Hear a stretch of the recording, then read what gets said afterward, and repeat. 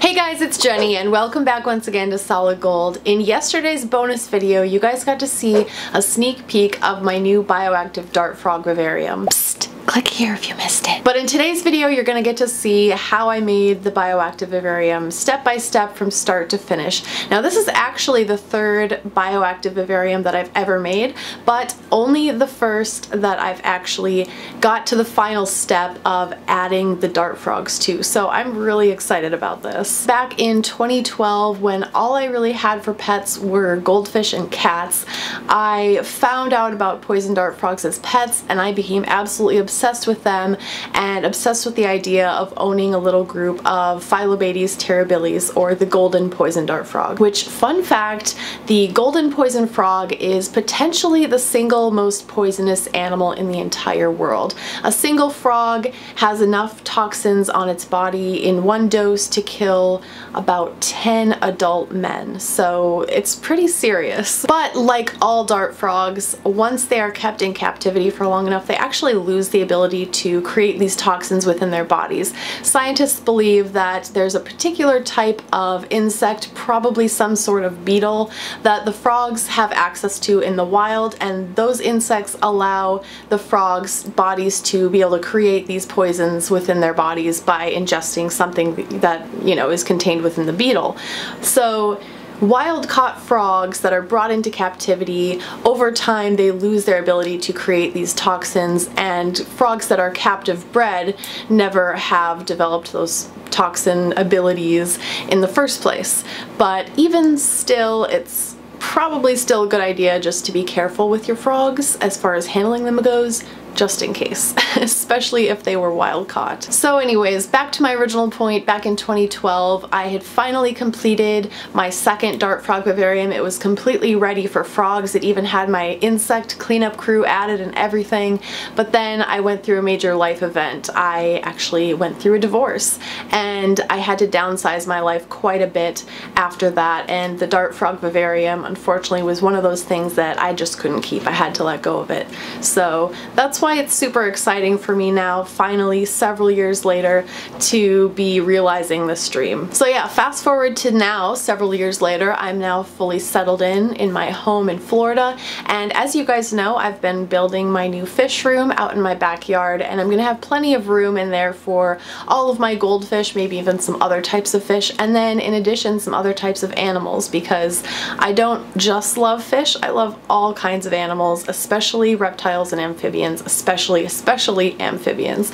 So I set aside some space in my fish room for a big rack of 6 reptile and amphibian enclosures. But this time, instead of having my sights set on Phalaenopsis terribilis, I wanted to go with something a little bit different, so I got my Dendrobates tinctorius Patricia, who I've had with me now since August, so for several months in a quarantine tank. I ended up choosing these ones because, just like the terribilis, they have outgoing personalities. They're very fearless when it comes to interacting with their human caretakers, or even just being out and about and feeding on fruit flies when people are watching them. They really don't care about that, just like the terribilis. Some other types of poison dart frogs can be a little bit more skittish and shy, so I definitely wanted one that I would see frequently out and about. And also, I really do prefer their color patterns over the terribilis. The terribilis are beautiful in their own right, but they're either all mint green or all kind of this pretty golden yellow color.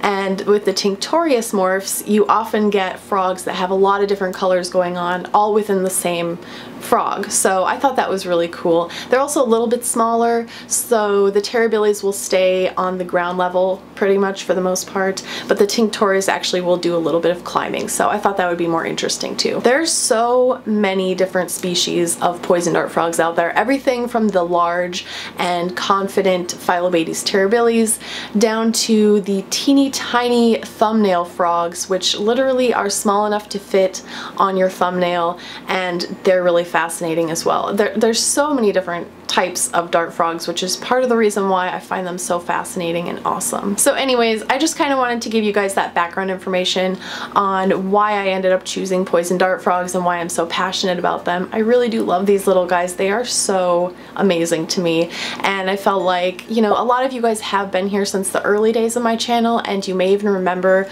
that those couple of videos that I posted about the first vivariums that I ever made back in around 2012 that have since been removed from my channel actually.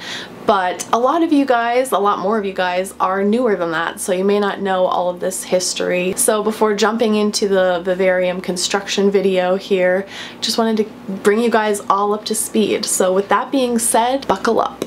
The tank I'm using to create this bioactive vivarium is a tank that I recently got from Custom Aquariums. If you guys missed the video of these terrariums slash vivariums and the rack system for them being delivered to my house, click on the link in this video. You definitely will want to see that video because it was crazy. A huge semi pulled up my driveway and delivered these 3 huge crates for me to unload. It was, yeah, it was a little insane. The closest thing I can compare these tanks to would be something like an Exoterra, although it's not a perfect comparison because the amphibious tanks from Custom Aquariums actually are built a lot sturdier, but these are similar because they both hold water on the bottom, and then on the front they have doors you can open to access the enclosure from the front. So with these amphibious tanks, if you want, you can set up the bottom like a fully functioning aquarium, and then on the top you can have some kind of arboreal species if you want, or you can simply just have plants growing up out of the water on a really nice, you know, fake but real looking background, or really just do anything you want with these tanks. They're very, very cool in that you can just let your creativity kind of go wild. I was able to specify what type of lid I wanted over the amphibious tanks. Custom Aquariums actually had a lot of different options, but poison dart frogs actually prefer a humidity level of around 100%. Pretty crazy. So you really want a full glass lid to seal in all of that humidity. They don't like anything lower than 80% for humidity. I was also able to specify where, if any, I wanted holes drilled on the top, and I did have 2 custom holes drilled for my Mist King misting nozzles. And then I also had them drill a hole on the back wall really close to the bottom for water drainage. The first thing I had to do in building my vivarium was to construct the false bottom.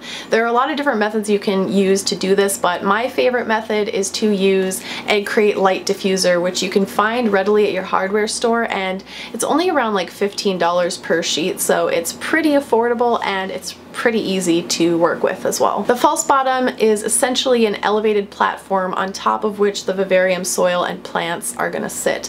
It allows for a place for all the excess water from your misting system to go without having your plant roots sit in wet bog-like conditions, which wouldn't be good for them. Notice also that I added a support piece in the middle there to help hold up the weight of the hardscape that's going to sit on top of this false bottom. The water sitting under the false bottom also helps keep the humidity level in the tank nice and high for the dart frogs, which, as we know, they really like. The height of my false bottom is about 1 inch above the water's surface to prevent water wicking up into the substrate. I wanted the false bottom to be hidden from view so you couldn't even tell it was there, so I made it smaller than the actual footprint of my tank, and I left a gap of about 1 inch in between the false bottom and the glass sides of the tank on the front and also on both sides. I then wrapped the entire false bottom with mesh window screen material, securing it in place with, yes, you guessed it, more zip ties. This screen layer is going to prevent the substrate layer on top from falling down through the holes in the egg crate and getting into the water layer below. Next, I cut to size and siliconed on the background for this tank. I got this foam background online and I like the simplicity of it for this particular tank, but you can also make really cool DIY backgrounds out of great stuff expanding foam from the hardware store. Usually you want to get the waterfall type, and then when it's still tacky, you press in cocoa fiber so it gives it a more natural appearance. And that looks really cool as well, but for my purposes, I went with a pre-made background for this tank. I first siliconed the background onto the back wall of the tank and weighed it down with some heavy buckets, and then the next day came back and sealed all the edges of the background with a silicone bead to ensure no bugs or frogs could get behind it. When smoothing out the bead of silicone with your finger, it really helps to continuously dip your finger in rubbing alcohol and then wipe off the excess silicone as you need to as you go, because this way the silicone won't stick to your finger and you can actually smooth it out properly. It also, as I found out, really helps if one of your acrylic nails has accidentally fallen off, so you can actually use your fingertip to smooth it out. So I guess that was a blessing in disguise. Anyways, once the silicone for the background had cured, I placed the false bottom in the tank and then filled in all of the gaps that I left with aquarium substrate, so the false bottom is completely invisible from every single viewing angle possible. The only way you can see the false bottom is if you view the tank from behind, and you can't do that since it's sitting on a rack. I used Fluval Stratum for my tank because I think it looks really nice and natural, but you can pretty much use any aquarium gravel that you want. Then it was time to play around with different placement options for my driftwood pieces I had gotten from my local fish store. This wood was labeled as Pandora wood. It was also labeled as Caspian wood. I don't really know exactly what it is, except that the local fish store owner told me that it's actually a root structure from a type of tree found only in Africa, so that's kind of cool. Once I was happy with the placement of my wood hardscape, it was then time to add the substrate around it. I used a mixed substrate, which is called ABG Mix, and it stands for Atlanta Botanical Gardens Mix, because they're the ones that developed this substrate. It's great for growing tropical plants fast, and it holds up really, really well in wet environments for a long period of time, so it's probably the most popular choice for dart frog vivariums. I decided to create a gradient starting low on the front left corner and getting higher at the back right corner to create more visual depth within the tank, and also because by the time the false bottom was in, I really didn't have much depth, especially at the front edge of the vivarium, to build up the substrate. So to get around that, I kind of made a gradient from shallow to deep in the back, and it turned out really well, so I guess it works. I think all told, I ended up adding 6-gallon bags of ABG Mix substrate to this tank. So on the glass lid, I noticed that there were gaps, especially in the 4 corners of the tanks.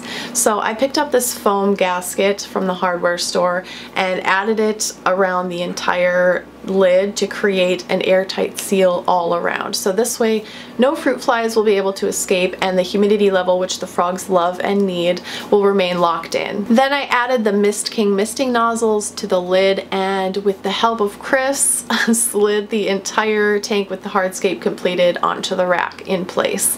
I attached the drainage hose to the bulkhead in the back, and then this hose leads down into a wastewater reservoir underneath the rack. So as I begin misting this tank, the water level under the false bottom will continually rise until it reaches the drain hole, and then it will just continuously drain to keep a consistent water level under the false bottom. Then it was time to finally add the live plants. I had been collecting a variety of really good tropical plants for high humidity dart frog tanks that I found at my local hardware store for a couple of months in the lead up to this tank build.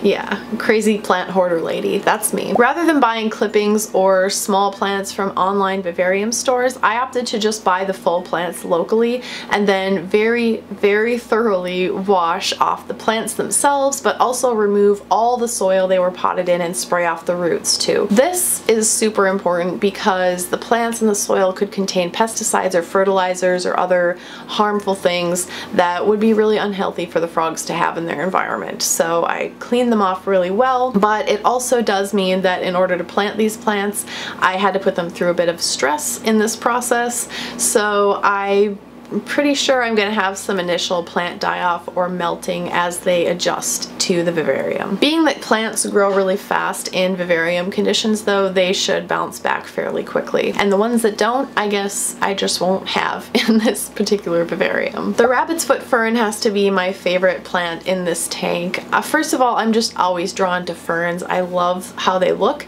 And this one is really cool because its rhizome is fuzzy like a little rabbit's foot. I planted the fern near the driftwood pieces and the Ficus pumila, also known as creeping fig, near the background. With the Ficus pumila, I pinned some of the tendrils onto the background using stainless steel staples, so hopefully as they grow, they will latch onto the background and grow all over it and kind of cover it up and look really cool. Hopefully. I planted the rainbow selaginella moss near the driftwood and kind of draped it all over it so it would look like it was growing on it, and eventually as it grows in, it will actually be growing on it. I also planted these small orchids called jewel orchids that have beautiful red and green leaves with striking lines through them that were a lucky find for me at a local plant festival actually. I can't wait to see the tiny little flowers that these guys are going to produce. It's going to look so pretty. Lastly, even though it was a little ill-advised, I really wanted to try my luck with a miniature Phalaenopsis orchid as kind of a centerpiece on the driftwood. In doing my research, it seems like a few people, although not many, have had success with Phalaenopsis orchids in their dart frog tanks, but I think it's going to be too humid for this plant. Actually, as of editing this video, the mini phal has been in the tank for a week now, and it's not looking very good. The leaves and roots just don't dry out enough in between mistings, so it's really not the right environment for this kind of plant, but we'll see what happens. After all the plants were in, it was finally time to add some bugs. Yes, bugs. I am purposely adding bugs to one of my animals' enclosures. Awesome. I chose an insect cleanup crew of springtails and isopods that I bought at an online vivarium supply store, and this, although it may sound weird if this is new to you, the bugs are the secret key ingredient that makes this tank a self-cleaning, self-sustaining environment for the frogs. The bugs live in the soil, breaking down decaying plant matter and frog poop, and the bugs can also serve as an occasional snack for the frogs in between their fruit fly feedings. I topped off the soil with a layer of live oak leaf litter, which you can buy online, but since I live in the south, I have an abundant supply of it in my backyard. And if you do collect it from outside, you just want to make sure that you collect it from a pesticide-free area, and it's a good idea to sanitize it before putting it in any vivarium. There are actually a lot of slugs in my yard, so I picked through the leaves carefully to avoid slugs, and then I steamed the leaves with water in the microwave to eliminate as many pest hitchhikers as possible. There are a lot of ways of sanitizing leaves, and this is just one way. I'm saying sanitize on purpose instead of sterilize, because keep in mind that no way offers 100% sterilization of living matter on the leaves. This is just a precaution to help cut down on harmful hitchhikers. The leaf litter is important because it gradually breaks down inside the vivarium, creating a food source for the insect cleanup crew, but it also creates plentiful options for the frogs to burrow into cozy hiding spots to sleep, and they really do love that. With the leaf litter and then 2 cocoa hut hides added, the vivarium was finally complete and ready for the addition of my 4 Dendrobates tinctorius Patricia dart frogs, who have been growing out in their temporary quarantine tank, have had clean fecal exams done with no parasites showing, and are patiently waiting for their awesome new home. But this video is already plenty long enough, so I'm gonna end it here, but don't worry, I'm not gonna make you guys wait too much longer before you get to see the frogs being added to the vivarium. I'm actually going to do a special bonus video tomorrow on Saturday that is showing the frogs being added to this tank. I have so much absolutely adorable footage of the frogs exploring every square inch, literally, of their new home and eating fruit flies in their new home. It is just so cute. You're gonna love it, and I can't wait to share it with you guys in tomorrow's bonus video. Thank you guys for watching. I really hope that you like the new Bioactive Dart Frog Vivarium. This is just the first of 6 new habitats for reptiles and or amphibians that I'll be setting up on this rack from Custom Aquariums, so there's gonna be a lot more videos like this to come.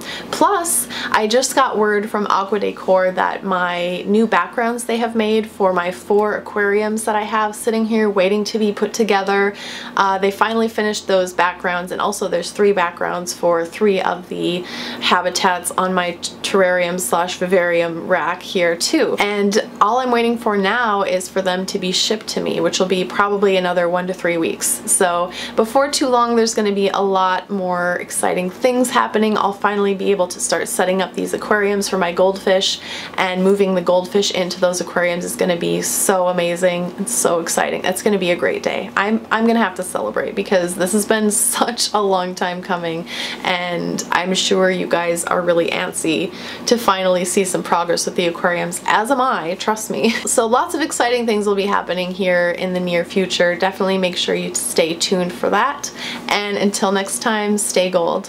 Hey guys, I have a new merch design that I'm really excited to share with all of you. There's an artist that I followed a little while ago. She made a watercolor painting of me with some goldfish swimming around it. I have loved that piece of artwork ever since she made it, and only recently did I approach her about turning it into some merch for my channel. So officially we have some new Solid Gold merch. I'll show you guys the t-shirt. I'm actually wearing it right now. It says Solid Gold Aquatics, and look at how cute that is. mugs. I wish I actually looked that cute in real life because oh my god. It's available in t-shirts and also tank tops. Yep, that's a tank top. Also on mugs and stickers. I know you need another solid gold sticker in your life. Your laptop looks a little bare. These are available on my Teespring store. You guys check out the link in the description section down below. Thanks for watching and I'll see you next time.